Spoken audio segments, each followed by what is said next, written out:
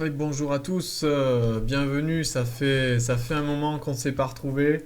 Alors, ben, je dis bonjour à tout le monde, désolé pour cette absence qui a été longue, 5 mois à peu près, sans mettre une seule vidéo. Alors c'est vrai que j'ai une période, j'étais pris sur d'autres choses, d'autres projets, donc ça a été compliqué. Mais je reviens, je vous ai pas abandonné, je reviens avec une nouvelle vidéo. Alors je jouais un peu par à coup, et j'ai pas envie de jouer avec un type qui est pas classé là. Je vais annuler cette partie, on va en refaire une autre. Je veux trouver un adversaire quand même, on va pas recommencer avec des tricheurs, on en a déjà eu. Puis des adversaires qui viennent de démarrer avec un classement provisoire, j'aime pas ça. Donc oui, j'étais pris par d'autres choses et donc là je reviens vers vous. Je vous promets pas de faire des parties tous les jours. C'est vrai que j'étais parti comme ça au début, on me l'a rappelé là. Et bon, j'étais un peu déçu aussi de ne pas pouvoir continuer à garder le contact avec vous. C'était sympa, les messages, les gens qui me suivent. J'aimais bien, quoi, c'était sympa. Et puis j'aimais bien, du coup, pouvoir apporter quelque chose au plus grand nombre, comme ça, comme je faisais, tu vois, de façon sympa. Mais bon, là, c'est vrai que j'ai plus trop eu le temps. C'était compliqué. Et bon, voilà, je reviens du coup vers vous pour quelques vidéos.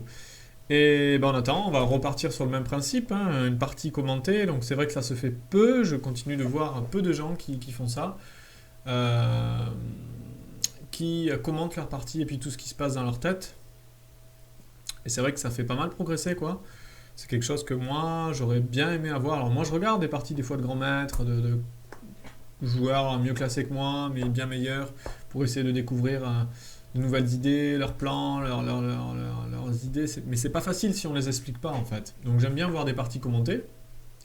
Mais le grand maître en lui-même qui commente en direct sa partie, c'est vrai que c'est pas un truc si facile. Quand je fais ça, vous savez, j'ai pas forcément le. Voilà, j'ai le problème du temps, le problème du fait que je commente en même temps, ça crée pas mal de soucis, donc mon niveau diminue, j'ai pas, évidemment, puis même je m'entraîne plus, donc voilà, j'ai pas mal perdu au niveau de mon niveau, au niveau de mon classement aussi, ça se ressent sur les chess. Mais bon, le fond de jeu, il est toujours là, donc voilà, il suffirait que je me remette pour que ça revienne assez vite. Donc l'idée, c'est d'essayer de faire des parties de qualité, donc vous essayez de voir des plans intéressants, un peu de tout, ouverture, technique, milieu de jeu, donc on va voir, j'espère trouver un adversaire assez vite et puis pouvoir démarrer une nouvelle partie, ça serait la partie numéro 140. Au niveau actualité, en ce moment, au niveau des échecs, ben, pas grand chose à se mettre sous la dent, puisqu'on avait le championnat du monde cet automne, et puis là, il y a le nouveau cycle de qualification pour le tournoi des candidats qui va démarrer avec les Coupes du Monde. Et on va espérer que notre Français, là, notre Maxime, se qualifie, quoi, ça serait top. Ok, c'est parti a priori.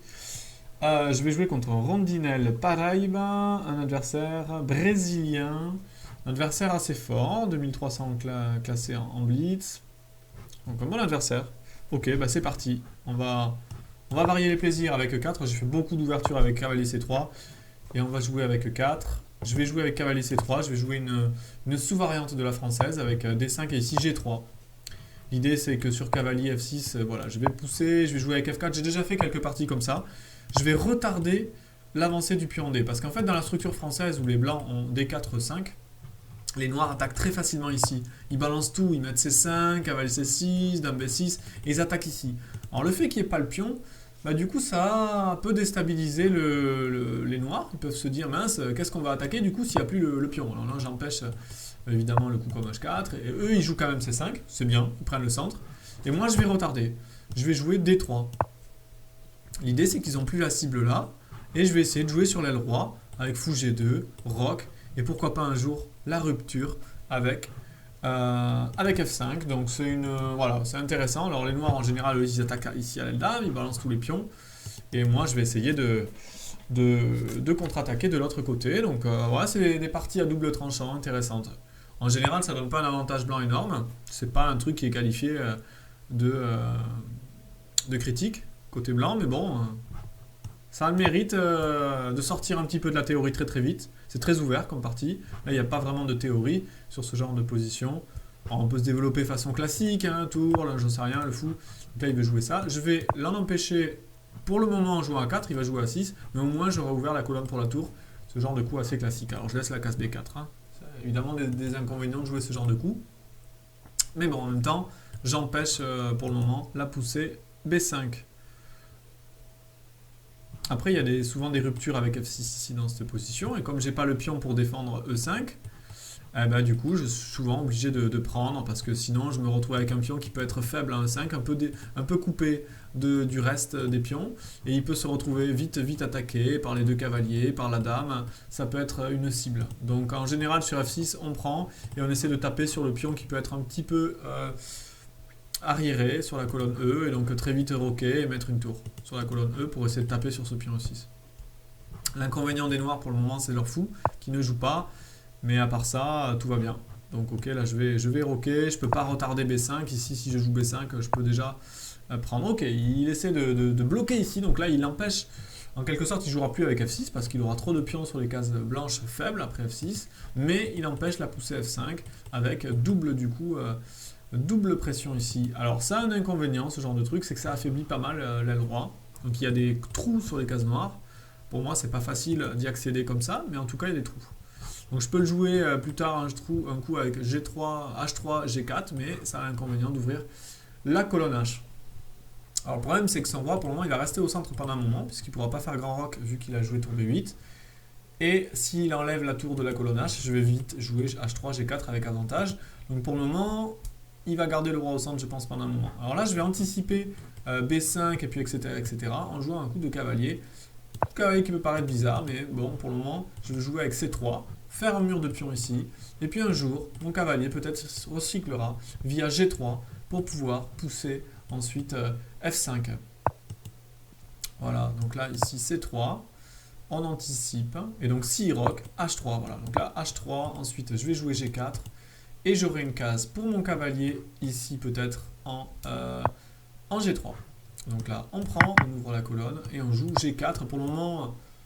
Pas grand chose de nouveau sous le soleil, c'est assez linéaire comme position. Ok, là il y a une première question. Est-ce qu'on laisse prendre ou est-ce qu'on pousse? Alors, pousser, il pourrait bloquer, mais je pense pas que ça soit dans son intérêt. Il pourrait prendre.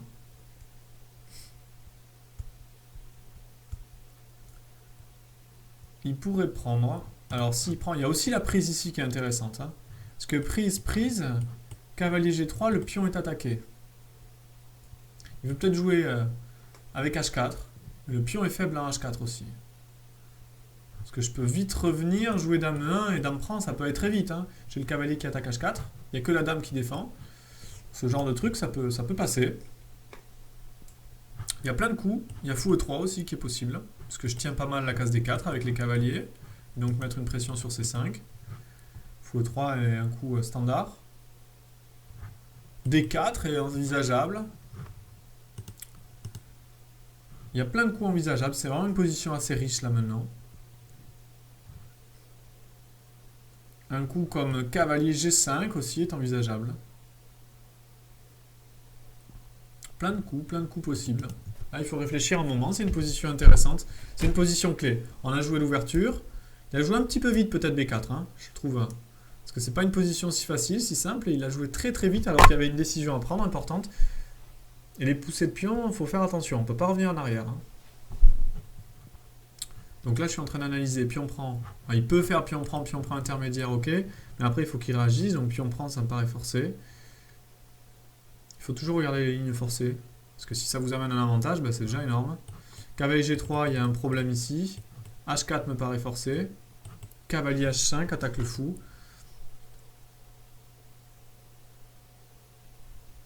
C'est intéressant. Hein. Cavalier H5 attaque le fou. C'est déjà, ça pose des questions. Hein.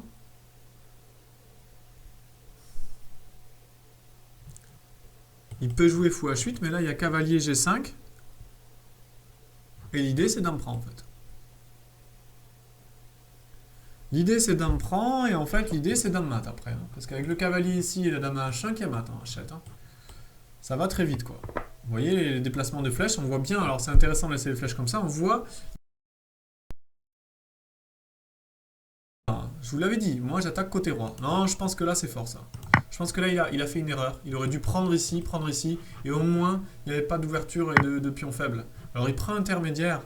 Évidemment, son idée c'est que si je prends, bah, il y a prend, il y a fourchette. Mais là je vais reprendre. Je contrôle les cases.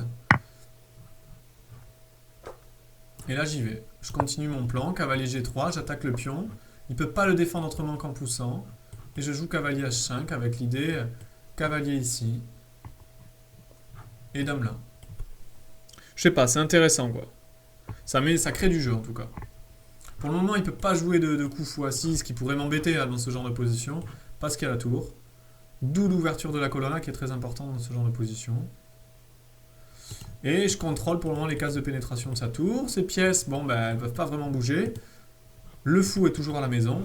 Et le problème, c'est que là, il s'est affaibli ici. Et...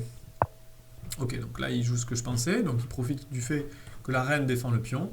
Mais là, je pense que cavalier là est quand même embêtant. Alors, c'est ce que je voulais faire au début, mais est-ce que je peux pas faire autre chose? Je suis en train de voir d'autres coups. Il y a aussi cavalier là qui est intéressant. L'idée, c'est de revenir ici. En fait, sur cavalier là, je me laisse simplement cavalier G5 et dame là aussi. Il y a plein de coups intéressants là. Cavalier là me plaît. Alors, il faut juste voir sur fou H6 qu'est-ce qui se passe. Est-ce que c'est grave ou pas? Est-ce que je fais quand même cavalier prend? Cavalier là, je veux dire. L'idée de jouer dame G4 derrière. Je suis pas sûr que ça marche, parce qu'après fou prend, il y a le pion E5 qui se retrouvait faible. Par contre, il y a la case S6 qui peut être faible. Sur cavalier là, fou là, il peut y avoir des cavaliers échecs à tout moment.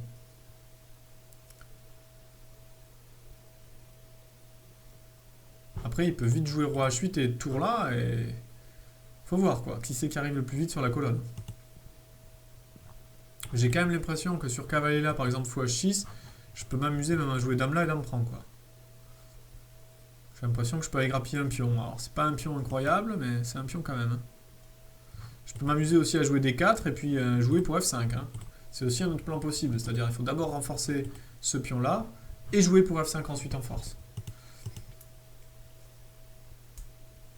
Profiter du fait que le roi ne peut pas vraiment se cacher là à cause de coups comme dame H5 qui arrive.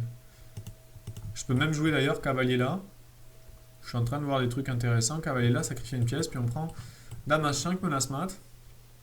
Seul coup pour parer, c'est ça, j'ai l'impression. Tour F8. Mais est-ce que ça mate pas quand même en force? Alors il y a dame prend échec. Roi H8. J'ai l'impression que tout est forcé ici.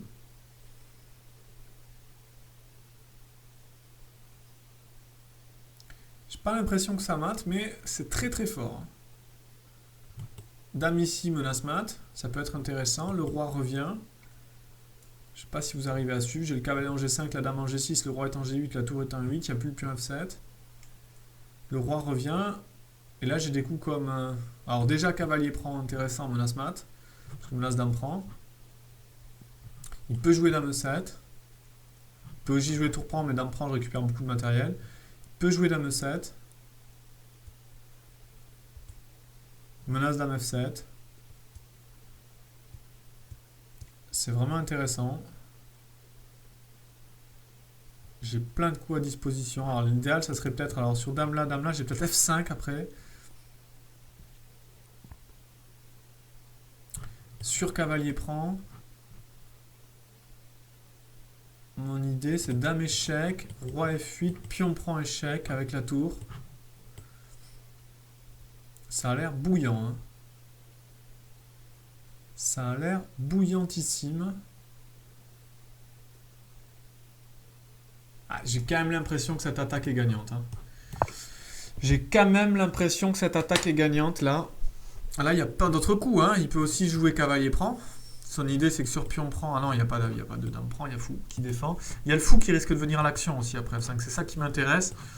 Je sais pas, j'ai l'impression que ce genre d'attaque gagnante... Alors, si ça passe... Ça serait un retour en fanfare. Mais si ça passe pas, on va dire que j'ai des problèmes de calcul, ce qui est normal. D'ailleurs, le temps que j'ai déjà, j'ai plus que 3 minutes, alors que je suis des parties en 10 minutes, quoi. Et je suis qu'au 19e coup, mais bon, c'est intéressant. Là, je sais pas ce qui se passe. J'ai l'impression que je suis très très bien après pion prend. Donc, dame H5, menace mat. C'est forcé. Menace mat ici. Donc j'ai l'impression que... Alors je peux pas jouer ça parce qu'il va repartir là. J'ai l'impression qu'il faut que je prenne d'abord le pion, ici sur échec.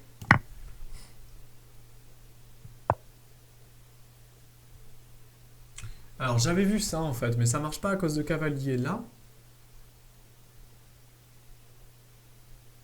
Ou ça marche? Pas. Non, ça marche pas. Cavalier là, ça lui laisse en plus défendre.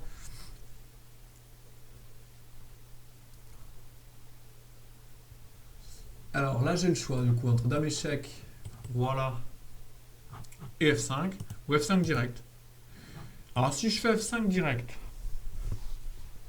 qu'est-ce que ça change le problème? C'est ça. Est-ce que ça change un truc ou pas? Alors cavalier F8,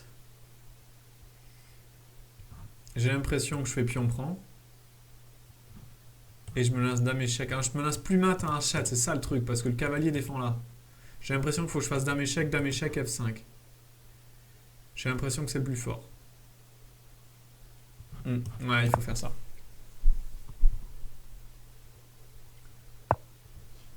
Alors, est-ce que je fais F5 là? F5 là, c'est toujours pareil à ça.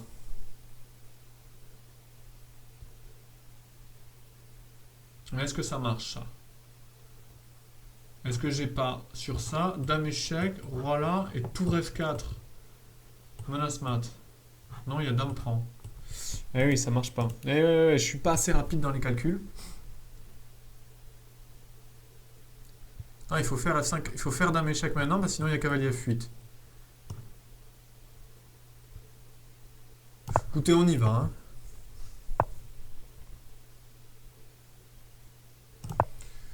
C'était un peu l'idée du départ. L'idée, c'est qu'il n'a plus cavalier F8 parce que le roi est à F8. Et là, quand même, je me lance d'ouvrir la colonne. Hein. Ah, ça peut être terrible. Alors, je me lance cavalier prend, je me lance pion prend. Pion prend, gagne direct, hein, parce qu'il y a échec, le roi s'en va, dame prend, c'est mat. Hein. Donc bon, bah, on va voir comment il défend. J'ai l'impression que là, j'ai toutes mes pièces qui attaquent. Donc il y a des coups comme dame prend, mais bon, il sacrifie la reine, ça sert pas à grand chose à mon avis. Là, j'ai l'impression quand même que toutes mes pièces. Alors fou prend, ça marche pas à cause de dame mat. Cavalier prend, c'est ce que je disais, mais il y a pion prend. Et je vois mal comment il défend. Alors il peut jouer roi là, hein. Dame prend, roi D6. Mais ça me paraît risqué quoi. Ça me paraît super risqué. J'ai des coups comme fou F4 tour cloué, menace cavalier F7, ensuite fourchette sur le roi et la dame, j'en sais rien. J'ai l'impression que je dois gagner ça. Alors mon seul problème, ça va être le temps dans cette partie. Il faut pas qu'il puisse tenir là. Il faut que j'arrive à trouver le chaos. Ah, il faut trouver le chaos là. Il faut trouver le chaos. J'aurais pu... Non, j'aurais pas pu. Non, c'est bien ce que j'ai fait, je crois. Ah, c'est pas trop mal. J'ai l'impression que c'est bien. J'ai pas vu autre chose de plus tranchant. J'ai l'impression que cette attaque-là, elle est quand même très forte. Hein. Alors, il y a le fou blanc qui joue pas dans mon attaque, mais le reste des pièces, pour le moment, attaque. Celle-là, elle attaque indirectement parce qu'à tout moment, elle pourra venir aider sur la colonne A, même si pour le moment, elle peut pas rentrer. Il abandonne. Il abandonne et j'avoue que je pense que l'ordi ici me donne un énorme avantage. Je pense que je dois être gagnant dans cette position. Ouais, il me donne plus 10, c'est énorme. C'est énorme, il n'y a plus aucun coup qui sauve là. Ah ouais. Ah, c'est énorme. C'est une énorme attaque ici. Parce que bon, ok, l'ordi, son coup c'est cavalier F6, mais tout perd dans cette position. Donc moi, la variante que j'analysais tout à l'heure, c'était ça.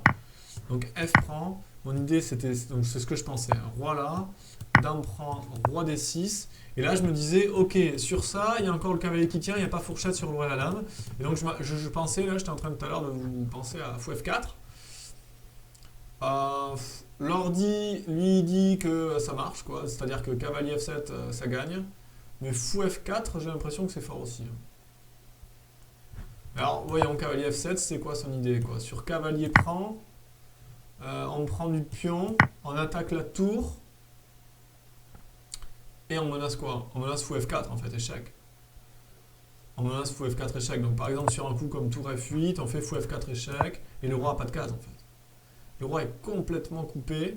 Donc là ça va mater ça. Roi E7. Et ici dame G5. Donc il prend, il y a découvert. Donc il n'a pas 40 cases, il n'a que F7 ou D7. Le problème c'est que s'il va en D7, il y a dame prend. Et il y a mat après. avec fou G5. Et s'il va en E6, le truc c'est qu'il y a Dame G6. Ouais, c'est le genre de réseau de maths quoi. Toutes les pièces sont en l'air. Après Roi E7, je mets la deuxième tour, c'est assez incroyable. Il y a tout qui rentre quoi. Cavalier E5, on prend en fait, on va mater en force ici en prenant toutes les pièces. Chaque fois il peut pas aller là à cause de Dame D6 quoi. C'est un peu l'idée quoi. Il peut interposer des pièces mais c'est mat quoi. Ah c'est mat en version bois. Et ensuite qu'est-ce que j'ai fait de... J'ai l'impression que c'était pas bon son truc. Hein. Là est-ce que c'était bien mon sacrifice? J'en sais rien. Alors quand j'ai joué cavalier G5 il a pris. L'ordi dit qu'il faut pas prendre. Et s'il prend c'est bon en fait. Hein. C'était bon ça. Dame H5. Donc mon coup est-ce qu'il était bon alors mon coup de cavalier G5 ouais. C'était le bon coup, cavalier G5. Ouais, je suis content. Sacrifier la pièce, c'était le bon coup, ça. Et là, ça mate, ça va mater en force. Il disait déjà de sacrifier la reine direct, lui. Et là, Dame prend M7, c'est le bon coup. Roi H8, c'est le bon coup. F5 direct, il dit que ça change pas grand-chose. Dame H5, Roi G8. Et là, il dit qu'F5, ça marche aussi. En fait, j'avais peur de cavalier F8 ici. Parce que je pouvais plus faire échec. Mais en fait, ici, l'ordi il dit qu'il y a F6 qui en force, quoi, en fait, qui gagne. Il y a carrément mat avec F6. Mat en force, parce que je me laisse dame échec, dame mat. Et on peut pas faire de défense, j'en sais rien. On pouvait pas faire un coup comme ça? Ah non, il y a F7 échec. Ah ouais, c'est terrible, on pouvait pas. Et si je prends, bah, puis on prend, je me laisse toujours mat. Ah, avec dame échec, je pense. Ça mat, ça. Cavalier E5. Cavalier E5 pour empêcher. Et là, il dit F7, on y va quand même, on finit quoi. Ouais, c'était fort aussi. Bah, tout gagne là, tout gagne dans cette position. Bon, ce que j'ai fait doit gagner aussi. Roi F6, F5, ça ouvre toutes les lignes. Ça mate aussi. Ouais. Bon, mais je suis content, petite partie. Je vous la poste et je vous dis à bientôt pour une nouvelle partie. Allez, au revoir à tous.